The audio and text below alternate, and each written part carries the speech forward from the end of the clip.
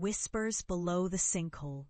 The day they laughed at me was the day I learned the weight of disbelief.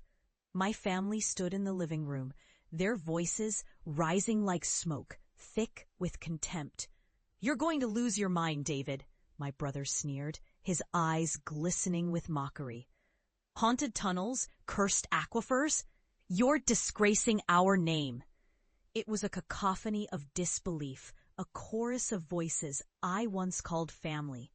Yet all I could hear was the echo of that cave in the dust. The screams, the darkness swallowing my colleagues whole. I was scapegoated, labeled as reckless, and thrown into the abyss of shame. But as they hurled their ridicule, something inside me ignited. I had to know. I had to understand what lay beneath, what secrets the earth held, what horrors were waiting to be uncovered. Years later, I returned home, not as the disgrace they had made me out to be, but as a figure cloaked in grim recognition. I was no longer David the tunnel engineer. I was David the seeker of subterranean truths, the one who dared to listen to the whispers below. As I stepped through the door, the air felt charged, heavy with something unspoken. My family was gathered, their faces a mix of curiosity and dread. They had watched from a distance as I delved deeper into my research, now a respected expert in the field. But the whispers I'd unearthed were not what they had anticipated. They were not tales of folklore. They were warnings, the dark pulse of a world they chose to ignore. "David," my mother began, her voice trembling slightly, Are you really going to talk about this again?" "Not just talk," I replied, my heart pounding with the weight of what I carried. "I'm here to show you." I pulled out my field notes, the pages worn and stained, filled with sketches of underground caverns and maps of aquifers. "These aren't just stories. They're real. And they're dangerous." My voice dropped to a whisper. "And they can hear us." Their faces paled, but I pressed on. "You mocked me for chasing shadows, but shadows have teeth and they're hungry." I took a deep breath, summoning the courage I had forged in the depths. "I went to the old sinkhole last night, the one beneath our town, the one nobody speaks of." I could see them stiffen, the memory of their laughter hanging thick in the air. "It's a doorway. It's more than just a sinkhole. It's a conduit to something ancient." "What do you mean, a doorway?" my sister asked, her voice barely above a whisper. I could feel the surge of energy, the remnants of fear and disbelief swirling around us. When I mapped the aquifers, I began to hear them, the whispers.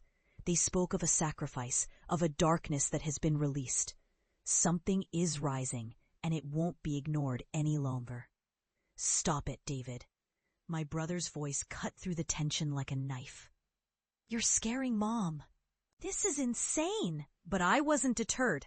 "I'm not making this up. I've seen what lies beneath. What you laughed at isn't just folklore. It's a warning. The towns around here are built on buried truths, and they're waking up." The silence that followed was suffocating. I could see the wheels turning in their heads, the dawning realization creeping into their eyes. They had dismissed me, but now they were faced with the weight of what I had uncovered. Suddenly, the lights flickered. A resonant hum filled the room, a sound that seemed to vibrate through the walls, pulling at the edges of their disbelief. They looked at one another, fear pooling in their eyes. "David, what's happening?" my mother whispered, her voice shaking. "Don't you hear it?" I said, my heart racing. "It's here, it's listening." As if summoned by my words, the ground beneath us trembled, the very foundation of our home quaking. The whispers grew louder, a cacophony of voices rising from the depths, swirling around us like a storm.